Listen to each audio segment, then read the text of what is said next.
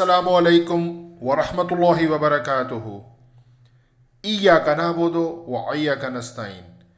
VIP forex signal से हसन आवान मुखातिब हूँ।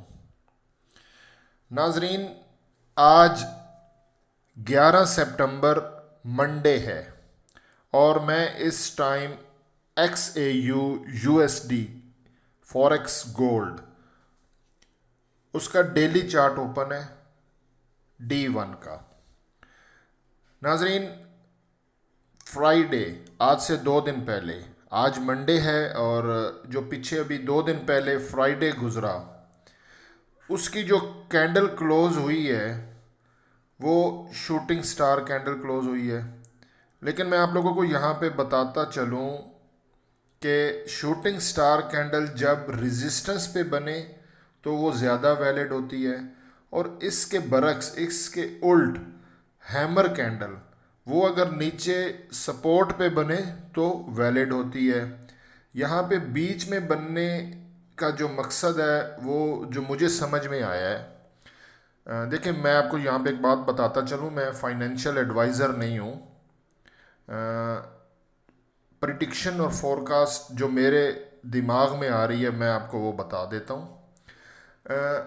यहाँ पे बायर्स जो हमारी सपोर्ट थी 1915 पे, वो ब्रेक नहीं हुई है और बायर्स इसको ऊपर ले गए। 1929 पे हमारी एक रेजिस्टेंस है, वो भी ब्रेक नहीं हुई। वहाँ से फिर मार्केट नीचे आई और अपर साइड पे जो विक है और नीचे बॉडी रेड क्लोज हुई, ये है शूटिंग स्टार कैंडल। अगर इसी तरह ये विक नीचे बनती, सेलर्स मार्केट को नीचे ले जाते, फिर बायर्स ऊपर ले जाते, ऊपर एक जो है वो ग्रीन बॉडी क्लोज होती, तो वो हैमर कैंडल कहलाती। लेकिन मैंने आपको पहले बताया शूटिंग स्टार रेजिस्टेंस पे बने और हैमर सपोर्ट पे बने तो वो वैलिड होती है। इन बिटवीन यहाँ पे ये इंडिकेट कर रहा है कि यहाँ पे सेलिंग प्रेशर है। और इसके साथ हम इंडिकेटर्स को भी देख लेते हैं। ये देखें जी, XAU USD, यहाँ पे 3 इंडिकेटर्स लगे हुए हैं, resistance and support levels, SMI stochastic momentum index, और MACD, ये जो हमारा है 12 और 26 पीरियड की लाइंस। सबसे पहले ये बहुत जानना ज़रूरी है।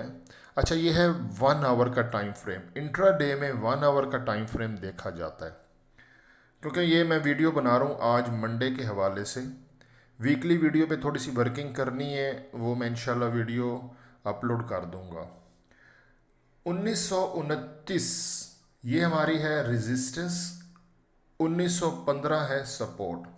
और मैं आपको बताता चलूँ, आज कोई हाई इम्पैक्ट, मीडियम इम्पैक्ट और लो इम्पैक्ट न्यूज़ USD से रिलेटेड नहीं है। टेक्निकली मार्केट मूव करने के चांसेस हैं और प्रीवियस में जो न्यूज़ गुजरी है उसका इम्पैक्ट बाकी है। थर्सडे को high impact news, unemployment data positive आया डॉलर के हक में। जिस तरह गोल्ड को ब्लीड करना चाहिए था, डाउन आना चाहिए था, वो नहीं आया, वो अभी बाकी है। इसीलिए अगर हम यहाँ पे SMI को देखें तो ये देखें, ये हमारे सॉलिड कलर में दाखिल है मार्केट और ऊपर जाने के चांसेस हैं। ये देखें, जब ये ऊपर जाने के चांसेस हैं तो ये वही एरिया बनता है 1929, यहाँ से सेल किया जा सकता है।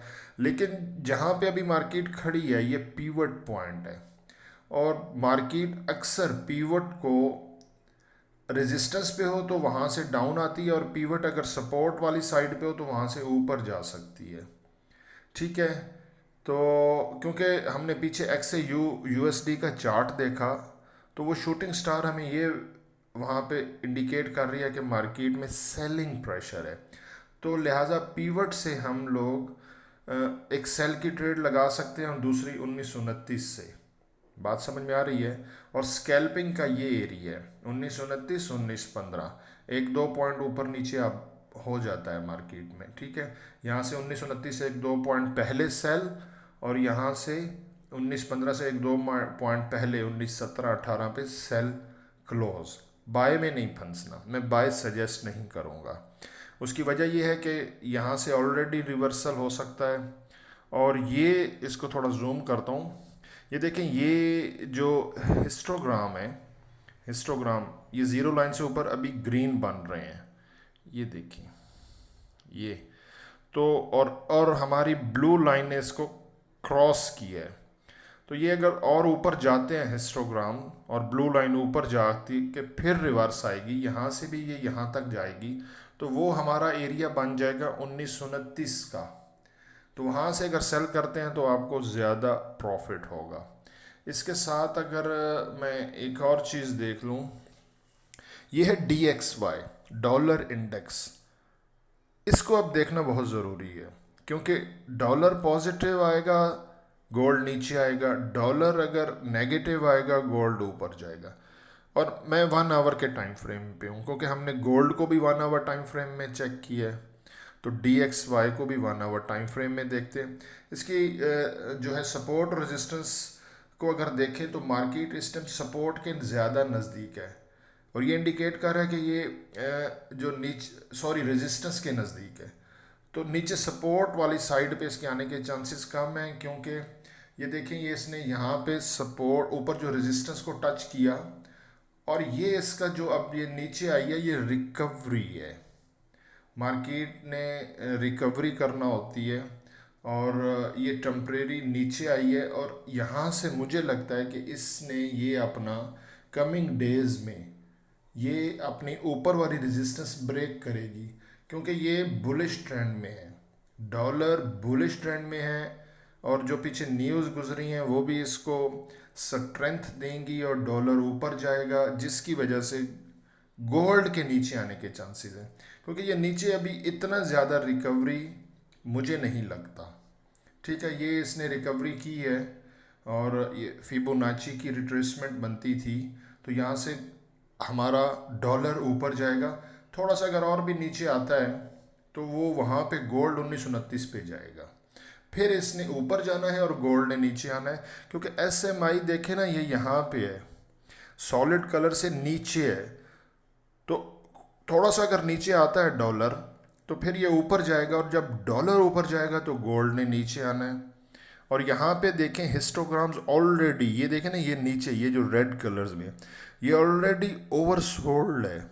ये देखें, ये पीछे से अगर इस तरह आप हिस्ट्री देखें तो ये इसकी जो शेप बनती है, ये शेप ऑलरेडी, मतलब ये ओवरसोल्ड है। अब यहाँ से आहिस्ता आहिस्ता हिस्टोग्राम्स जो है ना वो छोटे बनना शुरू हो जाएंगे, फिर ज़ीरो लाइन से ऊपर ग्रीन बनना शुरू हो जाएंगे।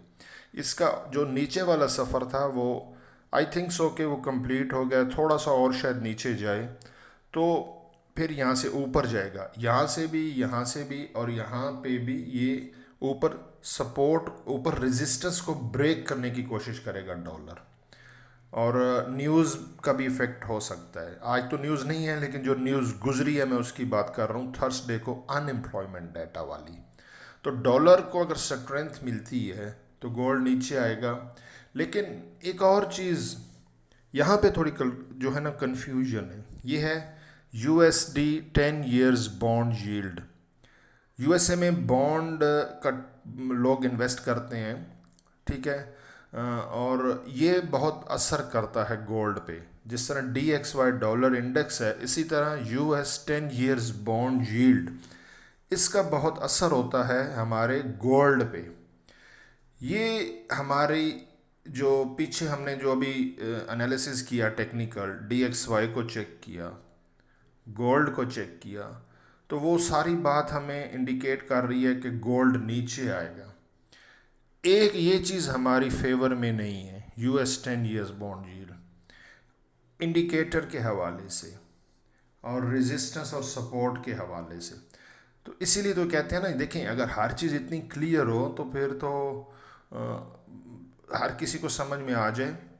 थोड़ी सी कॉम्प्लिकेटेड केस है, और यहाँ पे अब ये नीचे की तरफ आने के चांसेस हैं, क्योंकि ये देखें, ये ऑलरेडी 89 पॉइंट तक जा चुका है, और ये एक गोल्डन होता है। अब यहाँ से अगर ये US हमारे जो है ना 10 years बॉन्ड यील्ड, ये अगर नीचे आता है बॉन्ड तो डॉलर ऊपर जाएगा। और मुझे लगता है ये यहाँ से यहाँ तक आए, देखें ना, ये देखें, यहाँ से भी ये इस लेवल तक आया, ये रिट्रेसमेंट, रिकवरी, और फिर ऊपर। अब यहाँ से फिर इसकी रिट्रेसमेंट और रिकवरी इस लेवल तक हो सकती है। और अगर ये यहाँ से इधर आएगा तो गोल्ड जो अभी 1922-23 पे पीवट पे ट्रेड कर रहा है, वो वहाँ से 1929 पे चला जाएगा।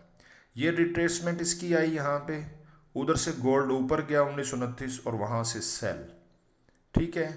और ये देखें, ये नीचे भी हिस्टोग्राम ऑलरेडी, ये देखें ओवरबोट है, ओवरबोट है, ये देखें, ये शेप बनी हुई है ओवरबोट। जूम करके दिखाता हूँ, ये देखें ओवरबोट है।